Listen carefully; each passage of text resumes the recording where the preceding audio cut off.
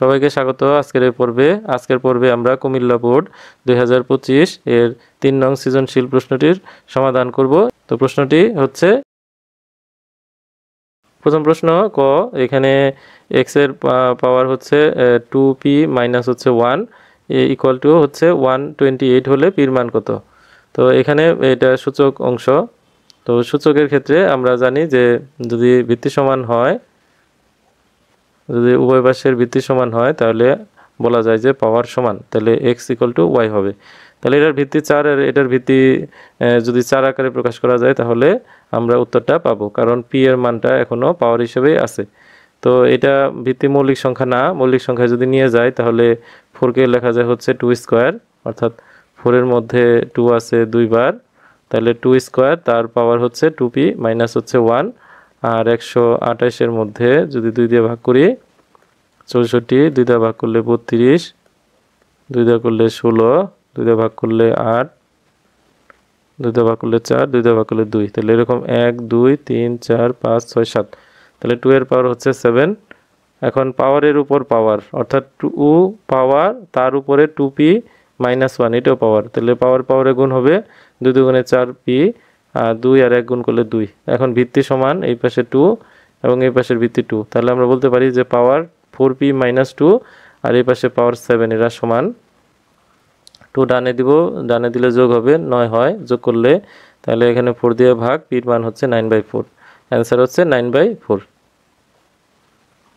খ, একটি সমান্তর ধারার n সংখ্যক পদের যোগফল হচ্ছে -187 হলে n এর মান নির্ণয় করো। তো সমাধান, তো দেওয়া আছে যে সমান্তর ধারার n তম পদ যথাক্রমে, এটা আমরা উদ্দীপক থেকে নিব, যে সমান্তর ধারার n তম পদের মান দেওয়া আছে 25 মাইনাস হচ্ছে 4n।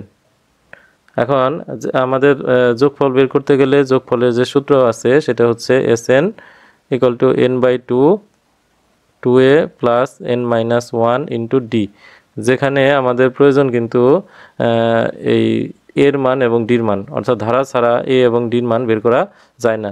তাই আমরা আগে ধারাটা তৈরি করব, যে n এর মান আমরা 1 দিব, তাই প্রথম পদ এখানে 25 মাইনাস 4 ইন্টু 1, তাহলে মাইনাস করলে হচ্ছে 21। তো একইভাবে n এর মান 2 দিলে দ্বিতীয় পদ, তাহলে এটা 4 দুগুণে 8, 25 থেকে 8 বাদ দিলে হচ্ছে 17। n এর মান 3 দিলে তৃতীয় পদ, এটা 3 4 12, 25 থেকে 12 গেলে 13 থাকে। তাহলে আমরা এই মিনিমাম 3টা পদ বের করব, চাইলে 4টা 5টাও করা যায়। তাহলে ধারাটি হচ্ছে প্রথম পদ 21, তারপরে প্লাস 17 প্লাস 13, এইভাবে করে কমতে থাকবে। এই হচ্ছে ধারা, যার প্রথম পদ হচ্ছে 21, এটা হচ্ছে প্রথম পদ। আর আমরা যদি 17 থেকে 21 বাদ দিই তাহলে পাবো হচ্ছে অন্তর ডি, তাহলে 17 দ্বিতীয় পদ মাইনাস হচ্ছে প্রথম পদ, তাহলে -4, এটা হচ্ছে ডি এর মান।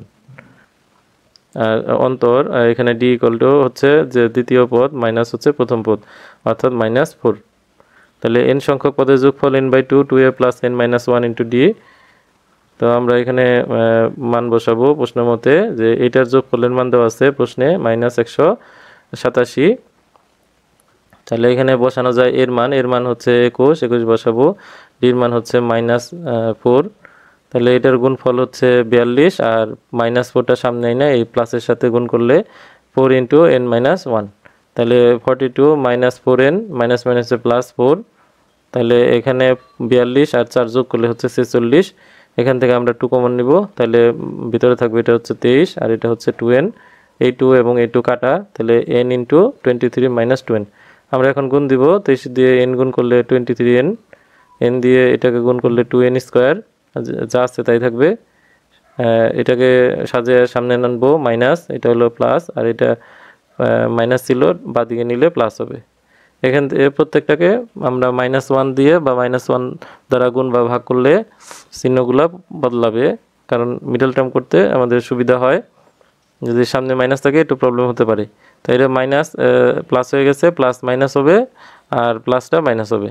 এখন মিডল টার্ম ব্রেকের জন্য আমাদের যে নিয়ম, এই পাশের যে সংখ্যা আছে 2 আর এই পাশের সংখ্যা হচ্ছে কত -87, এই -187 আর 2 এটাকে গুণ করতে হবে, তাহলে 14 16 17 7 হাতে 1 2 একে 2 আর একে 3, তাহলে মাইনাস হবে 374। এই -374কে এমনভাবে ভাঙাতে হবে যাতে দুইটি সংখ্যার গুণফল -374 হয় আর বিয়োগফল -23 হয়। এখন আমরা এই যে এইখানে থাকা যে অংশটি রয়েছে এটাকে যদি আমরা মিডল টার্ম ব্রেক করতে চাই তাহলে কিভাবে ক্যালকুলেটর দিয়ে করা যায় শুধু সেই অংশটি দেখাবো। কারণ হচ্ছে আমরা যদি এইভাবে গুণ করে করতে চাই অনেক সময় সঠিকটা পেতে অনেক সময় লেগে যাবে।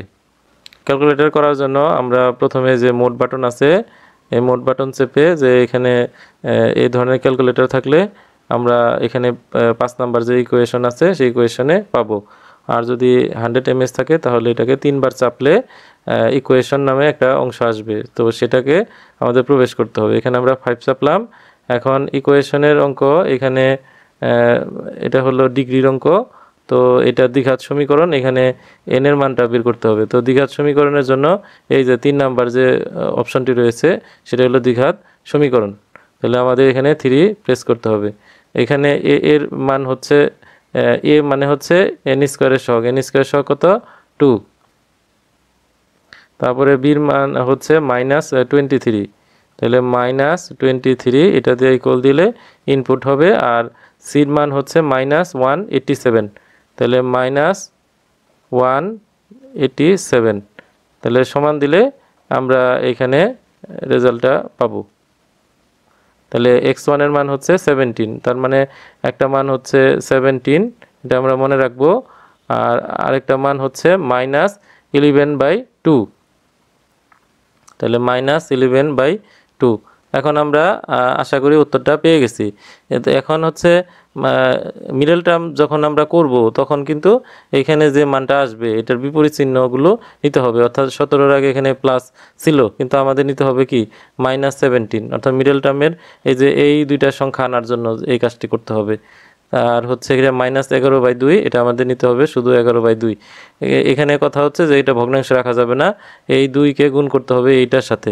তো 17-এর সাথে 2 গুণ করলে হচ্ছে 34, তাহলে -34 আর হচ্ছে 11।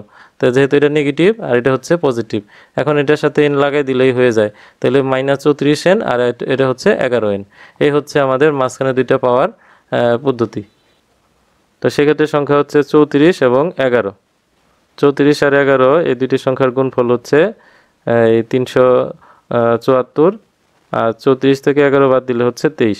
তবে এটা মাইনাস চিহ্ন, তো এটা মাইনাস দিতে হবে আমরা, যেহেতু এটা মাইনাস তাই এখানে আমাদের দিতে হবে প্লাস। এখন এই প্রথম দুইটা অংশ থেকে কমন যায় হচ্ছে 2n কমন, তাহলে n মাইনাস এখানে 2 দিয়ে ভাগ করলে 17 আর n তো সামনে কমন।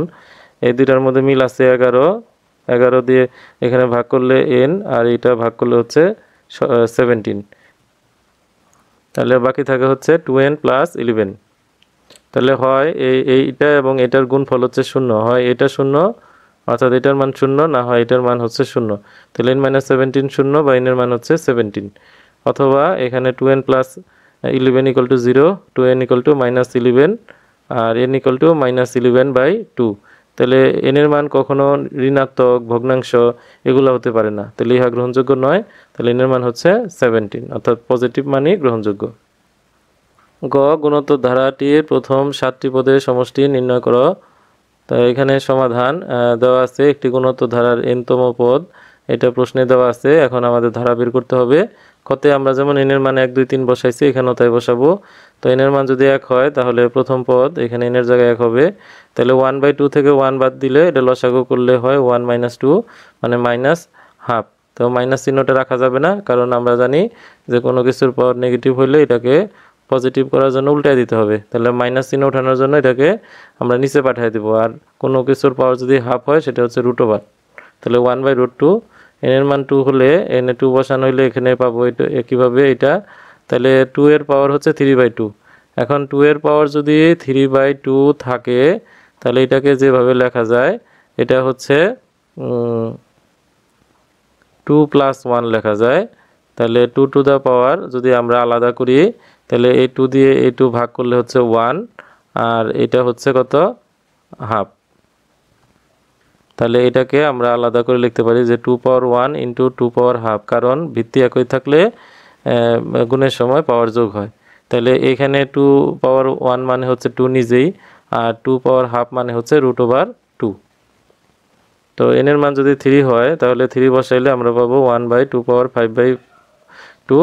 তো এখানে যদি আমরা আবার 5 ব্যবহার করি তাহলে এটা হবে 4, এটা হবে 2, কারণ 4 কে 2 দিয়ে ভাগ করলে এত, তাহলে এটা 2 স্কয়ার এত, এন্ড 2 স্কয়ার মানে হচ্ছে 4, আর 2 এর পাওয়ার হাফ হচ্ছে √2। তাহলে এই ধারাটি হচ্ছে 1/√2 প্লাস 1/2√2 প্লাস 1/4√2। তাহলে প্রথম পদের মান হচ্ছে এত, দ্বিতীয় পদের মান মানে সাধারণ অনুপাত হচ্ছে দ্বিতীয় পদ 1/2√2 ডিভাইডেড বাই প্রথম পদ 1/√2। তাহলে উল্টায় দিলে এটা কাটা যাবে 1/2, এটা একের থেকে ছোট। তাহলে গুণোত্তর ধারার n পদের সমষ্টি যদি ছোট হয় তাহলে এখানে আরটা পরে বসবে, আর যদি এটা বড় হইতো, আর এর মান 1 থেকে বড় হইতো, তাহলে এটা সূত্র হইতো r পাওয়ার n মাইনাস হচ্ছে 1/r-1, অর্থাৎ বড়টা আগে ছোটটা পরে থাকবে।